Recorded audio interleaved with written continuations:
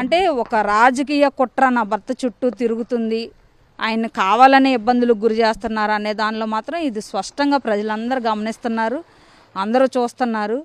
మేమేంటంటే ప్రతిసారి బయటకు వచ్చి ఇది మాకు అన్యాయం జరుగుతుంది, ఇది అది అన్యాయం జరుగుతుంది అని చెప్పే కంటే ఇంకో 10 రోజుల్లో బెయిల్ వస్తుంది, ఇంకా 15 రోజుల్లో బెయిల్ వస్తుంది, ఇంకా 20 రోజుల్లో బెయిల్ వస్తుంది అనే ఆశతో పరిగెత్తటమే కానీ వీళ్ళని రోడ్లెక్కి ఇదిగో ఇట్లా చేశారు అట్లా చేశారని చెప్పాలనే అసలు ఆ ఉద్దేశం అయితే మాకు లేదన్నా. కానీ వీళ్ళు మా యొక్క మానసిక స్థైర్యాన్ని కోల్పోయి మేము మానసికంగా ఇంకా రోడ్డెక్కి ఎట్లా పడితే అట్లా మాట్లాడితేనే వీళ్ళు సరిగ్గా వీళ్ళ బతుకులు ఎట్లా ఉండి ఎంత నీచంగా మమ్మల్ని ఇలాగ క్రియేట్ చేస్తున్నారు. అసలు మేము ఇంత యథార్థంగా ఉన్నాం అనేది ప్రజలకు మేము చెప్పుకోకపోతే మేము ఎప్పుడు తప్పుడోళ్ళు అయిపోతాం అనే స్టేజ్లోకి మమ్మల్ని వీళ్ళు తీసుకొస్తున్నారు.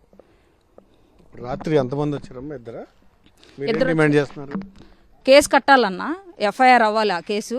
దాని వెనకమాల ఆ కుట్ర వెనకమాల ఎవరైతే ఉన్నారో వాళ్ళని బండితో సహా తీసుకొచ్చి ఇక్కడ స్టేషన్ ముందు పెట్టి వాళ్ళతో నిజాలు చెప్పించాలి. డిఎస్పీ గారైనా సిఐ గారైనా ఇక్కడ ఎవరున్నా ఒక ఆడపిల్లకి ఈ ప్రభుత్వంలో అన్యాయం జరగదని నొక్కి వక్కాణించి మీడియాల ముందు ఈ ప్రభుత్వం గట్టిగా మాట్లాడుతుంది. ఇదే ఆడపిల్లగా నేను వచ్చాను, రాజధాని ఆడబిడ్డను నేను పుట్టింది ఎక్కడే, పెరిగింది ఎక్కడే, అన్నీ మా హేడే ఉన్నాయి. ఎక్కడి నుంచి మమ్మల్ని తరిమి కొట్టాలని లేకపోతే మా కుటుంబాన్ని సర్వనాశనం చేయాలని, లోపల ఆ వ్యక్తి ఉండగానే మా కుటుంబాన్ని ఎట్లా చేస్తే లోపల ఉన్న మనిషి మానసికంగా కుంగిపోవాలని మీరు చేసే లెక్క అయితే ఇదే ఆడపిల్లగా రాజధాని ఆడబిడ్డగా నేను కూడా నిన్ను అడుగుతున్నాను చంద్రబాబు నాయుడు గారు, మీరు నాకేం న్యాయం చేస్తారో, మీరు వాళ్ళని ఎట్లా విచారించమని చెప్తారో ఇప్పుడు ఈ కేసులో ప్రజలు చూడబోతున్నారు. మీకేమైనా అనుమానాలు ఉన్నాయా? నాకు ప్రభుత్వం మీద కూడా ఉంది అనుమానం, ప్రభుత్వం మీద ఉంది. ఇక్కడున్న రాజకీయ నాయకులు కొంతమంది ఉన్నారు, అప్పుడే నేను పేర్లు చెప్పను.